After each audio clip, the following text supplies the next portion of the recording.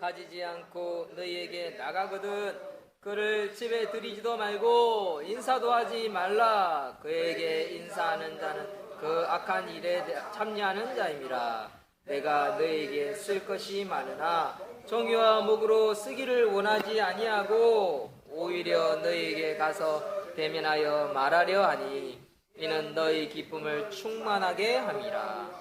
택하심을 받은 내 자매 자녀들이 내게 무난하느니라. 아멘. 아이고 우리 예진이 잘 앉아있네. 한나도 잘 잔다.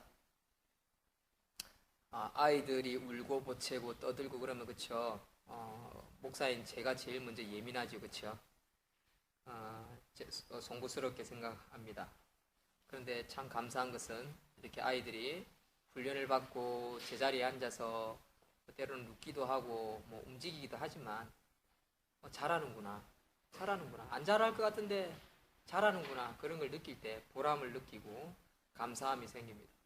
더 나아가서 우리 교회 성도님들을 보면서도 마찬가지입니다. 저한테 기쁨이 있는 것은 여러분들이 잘할 때입니다.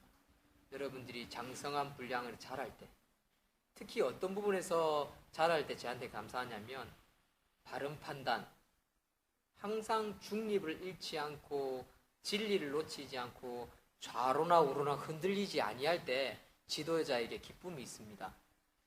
그거는 지도자로서 제가 체험하는 건데, 근데 성경에도 보면 하나님께서 어떤 사람을 좋아합니까? 좌로나 우로나 치우치지 않는 거. 그게 뭡니까? 중국에서 제일 좋아하는, 중국 사람들이 제일 좋아하는 단어 두자, 중용이라는 단어지요. 그러니까 중립에 선다는 게 쉬운 게 아닙니다. 정치를 보십시오. 야당 여당이 있습니다.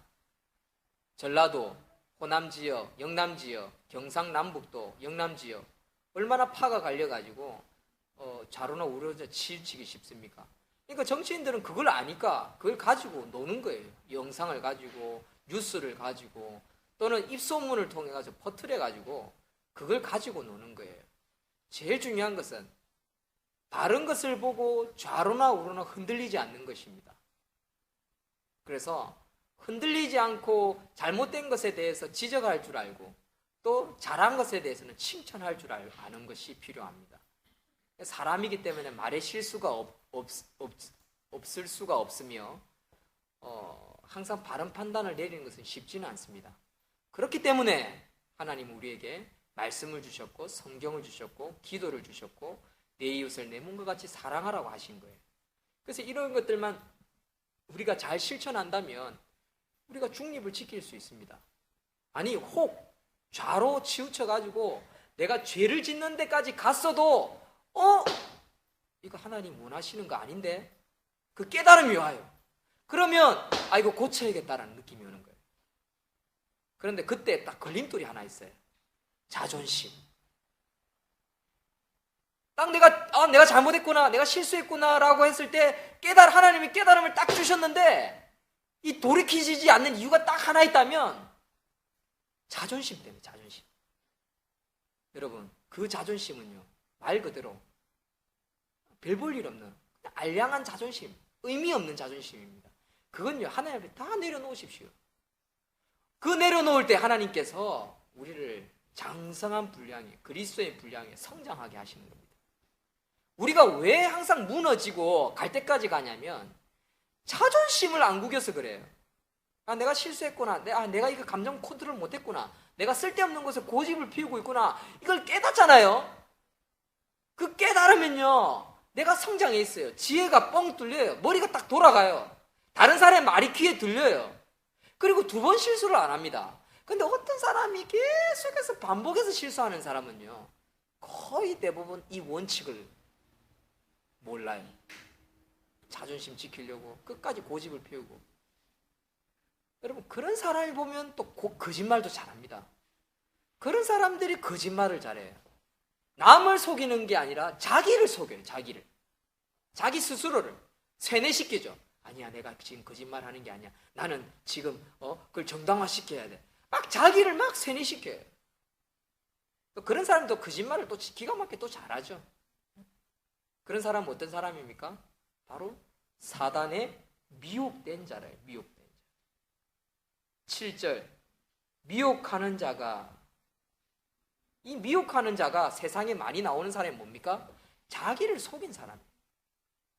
자기를 속이고 다른 사람을 이제는 끌어들여서 거짓말하고 속이고 무너뜨리려고 하는 그런 자가 미혹하는 자라고 할 수 있습니다.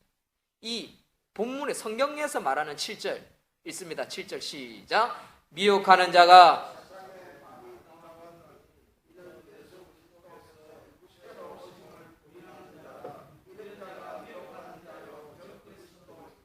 아멘. 본문에서 말하는 미혹의 의미는요, 예수님을 인정하지 않는 겁니다.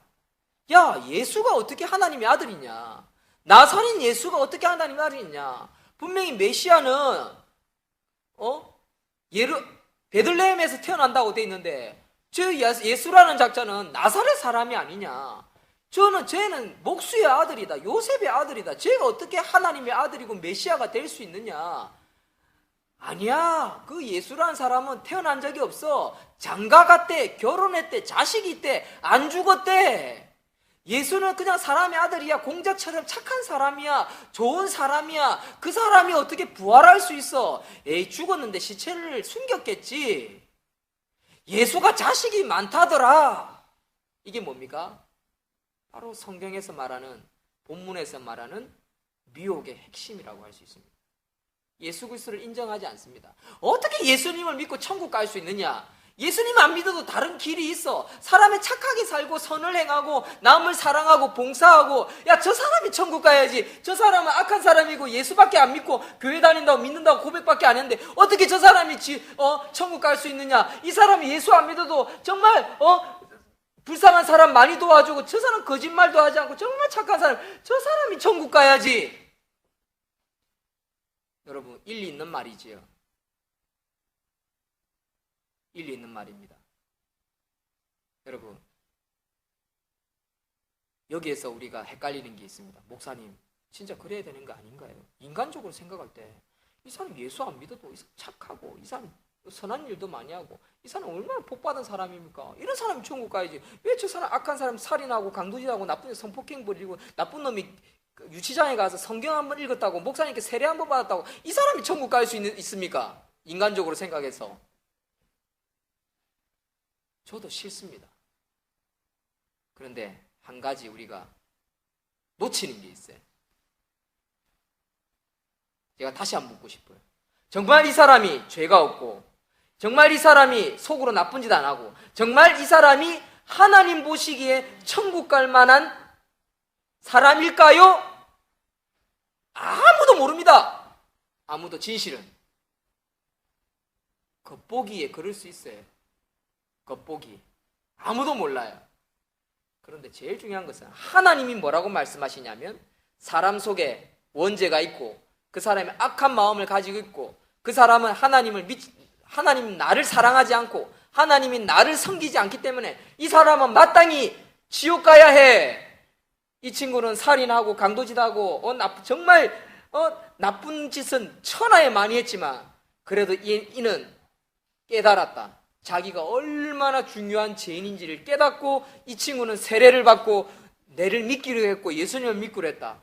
나 하나님이 이를 천국을 가게 하겠다. 그 하나님의 주권과 그것은 우리가 판단할 수는 없는 것입니다. 우리는 뭐 해야 됩니까? 인정해야 돼요. 인정. 인간적으로 생각하면 이런 인간은 천국 가면 안 되죠, 당연히. 그러나 기억하십시오. 하나님은 성경을 통해서, 이 기준을 통해서 어떤 사람이 천국 가느냐? 하나님을 두려워하고 하나님을 믿고 하나님을 섬기고 하나님을 사랑하고 하나님을 위해서 사는 자를 위해서 천국을 예배했다고 성경은 말하고 있습니다. 결국 우리가 이성적으로 생각하면 우리는 판단할 수 없어요. 이 사람이 천국 갈지 이 사람이 천국 갈지 우리는 판단할 수 없습니다. 딱 한 가지, 천국은 누가 갑니까? 하나님의 아들인 예수 그리스도를 믿는 사람. 그게 기준이니까, 그게 진리니까. 그걸 바로 알 때 그가 하나님을 두려워하고 세상이 아름다워질 수 있기 때문에, 선을 행할 수 있기 때문에 그렇습니다. 교회도 마찬가지입니다. 교회라고 다 교회라고 할 수 없지요. 인간적으로 생각해서 판단할 수 없습니다. 그러나 성경에서 뭐라고 말합니까? 예수 그리스도를 섬기고 하나님을 바르게 섬기는 교회. 문제가 있을 수 있습니다. 그러나 문제가 있는 교회에 목사가 하나님을 정말 믿는다면 그는 무릎 꿇게 돼 있습니다. 하나님 앞에 돌아오게 돼 있다고요. 믿는 자라면. 그러나 안 믿는 자는요, 안 돌아옵니다. 마지막에. 야, 하나님 어디 있냐? 하나님 어디 있어? 내 마음대로 살다가 누리다가 빼앗고 내가 하고 싶은 거 다 하다가 그 죽으면 그만이지. 흙으로 돌아가면 그만이지. 썩어지면 그만이지. 땡이지. 그럼 뭐가 있냐? 믿음이 없는 발언이지. 그러나 하나님 말씀하십니다.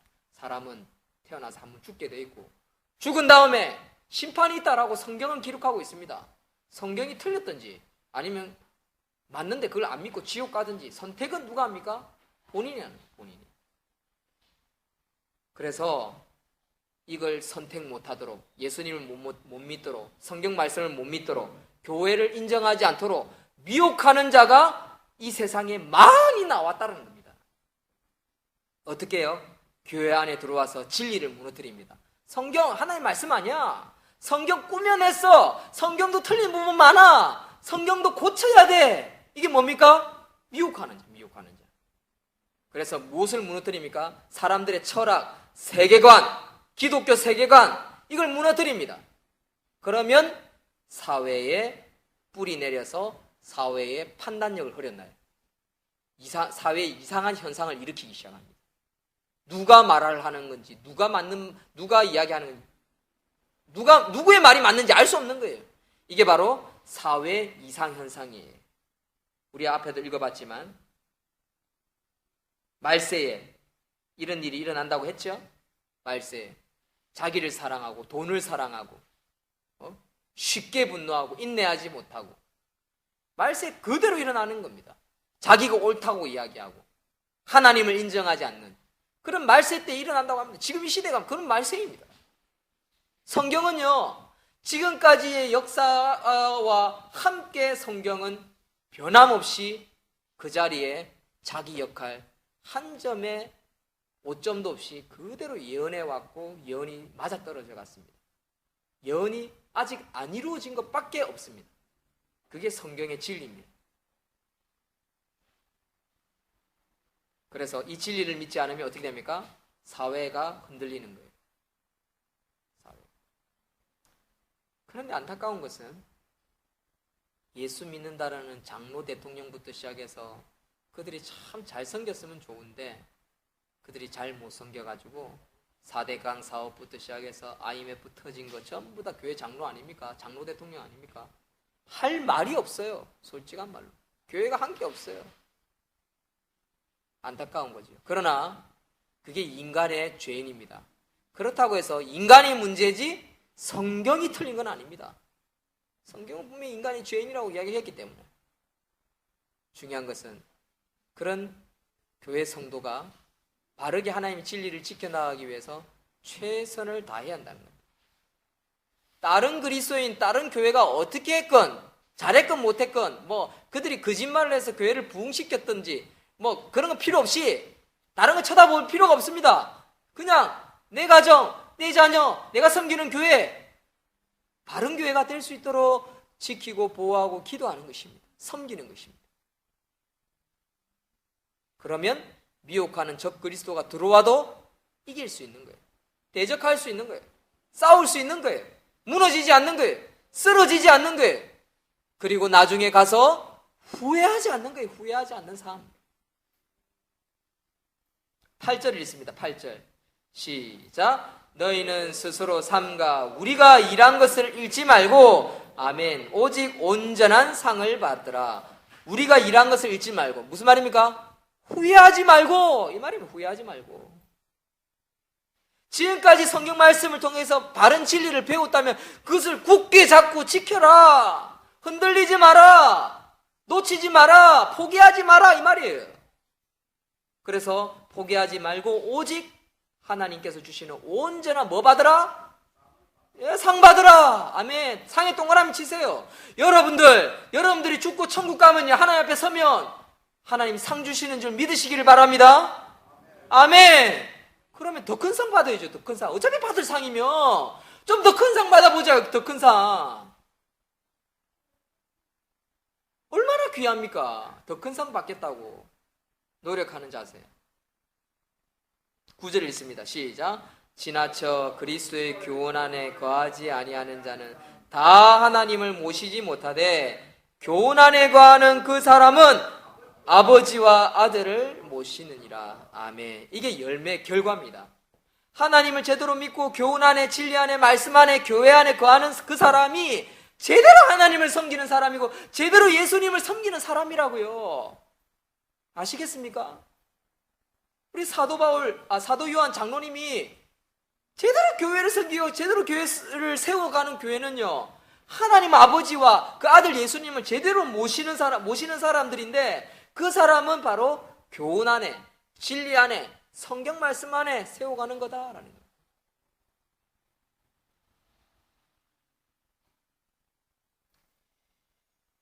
사랑하는 성도 여러분, 그렇다고 해서 우리가 싸울 필요는 없어요. 싸울 필요는 없어요. 누구랑요? 이단하고 싸울 필요 없습니다. 또 다른 교회 성도들하고 싸울 필요 없어요. 당신들 그렇게 큰 교회 섬기면서 제대로 그게 섬기는 거예요. 그게 그리스도인의 모습이에요. 싸울 필요 없어요. 우리가 판단할 건 아니에요. 판단할 필요 없어요. 오히려 그럴수록 누가 좋아합니까? 그런 교회나 이단이나 또는 다른 어떤 교파나 교황하고 싸우면 싸울수록 누가 좋아합니까? 마귀가 좋아하고 내 속에 상처만 생기는 거예요. 우리는 뭐만 바라보면 됩니까? 하늘에서 주시는 상급만 바라보면 돼요. 싸울 필요 없어요. 다툴 필요 없어요. 경쟁할 필요 없어요. 시기 질투할 필요 없어요. 그냥 뭡니까? 내 자신을 돌아보고 하나님 앞에 믿음을 지키며 말씀을 지키려고 애를 쓰고, 가정을 지키려고 애를 쓰고, 내 자녀를 믿음으로 키우기 위해 애를 쓰고, 열심히 일하고, 그리고 또 일한 만큼 떠나고요. 떠나라. 일한 만큼 떠나라. 현대카드 들고 떠나십시오. 여행도 다니고요. 부부간에 사랑하고 즐기고, 자녀를 키우면서 기뻐하고 즐기십시오. 그게 뭐가 나쁩니까? 음악도 즐기고 춤도 즐기고 마실 거 먹을 거 있으면 즐기십시오. 자기를 가꾸고 싶으면 가꾸십시오. 하나님은 그거 하지 말라는 게 아닙니다. 능력이 되면 할 수 있습니다. 하나님 그거 하지 말라는 말 성경 어디에도 없습니다. 정복하고 다스리라. 어디 안에서? 진리 안에서, 말씀 안에서. 왜 우리가 개척교회 하는 사람들은 기가 죽어야 되고 무너져야 되고 씁쓸해야 되고 막 괴로워해야 합니까? 우리 지난 3년 보십시오. 제가 개척교회 섬기면서 우리 집사님들한테 힘들어요, 막 지 짜고 울고 막 괴로워하는 모습 보인 적이 있습니까? 근데 제가 개척교회 목사님들 세미나에 가면요, 지 짜요, 전신해요. 어르신들이 60, 70 먹은 어르신들이 개척교회 하면서 힘들다고 막 지 짜세요, 모이면 막. 그러니까 그 스트레스가 고스란히 사모님한테, 자녀들한테 다 전이되어 있는 게 보입니다. 성도들한테 다 전이가 되어 있어요. 차라리 하지 마시지. 저는요, 요즘 그런 생각을 합니다. 요즘 오늘날 목회자는 너무 많고 교회는 줄어들고 목회자는 갈 자리가 없어요. 그래서 한때는 이런 생각을 했습니다. 왜 우리 선배들은 목회자를 이렇게 많이 만들어내고 교회를 많이 만들어내고 왜 이상한 조그마한 어떤 교단에서 막 여자 목사 수십 명 수백 명 해마다 안수 줘가지고 교육도 안 시키게 만들어낼까? 왜 만들어낼까?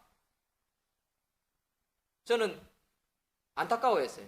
그런데 요즘 마음이 좀 바뀌었어요. 어떻게 만드는지 아세요? 그래, 뭐 만들어내든가 말든가 뭐 그런 사람들이 믿음 생활 가지고 하나님 잘 섬기겠다고 하는데 뭐 교회 자리가 없어서 뭐 알아서 택시 운전, 대리 운전 뭐 하면 살겠지. 나도 안 되면 우리 아이들 열심히 키워놓고 뭐 대리운전 가든지 뭐 컴퓨터 수리점을 하든지 뭐 무슨 알바를 하든지 뭘 하면 되지 뭐. 그런 마음이 생기니까요. 원망할 게 없어요. 그런 마음이 생기니까 내 마음에 평강이 와요. 위로가 생겨요. 하나님 은혜가 생기더라고요. 뭐 탓할 게 없어요. 그저 내한테 주어진 일들을 최선을 다하면 뭡니까? 하나님 나라에 가면 하나님 상급 주시는데 왜 내가 아내를 탓하고 남편을 탓하고 자식을 탓하고 부모를 탓합니까? 탓하면 탓할수록 나에게 상처만 생겨요. 탓할 필요 없습니다. 남과 비교할 필요 없어요. 중요한 건 내 신앙생활, 내가 바르게 섬기고 있는가? 내가 하나님을 바라보고 있는가? 내가 하나님 아버지와 하나님 그 아들 예수 그리스도를 바르게 섬겨나가고 있는가?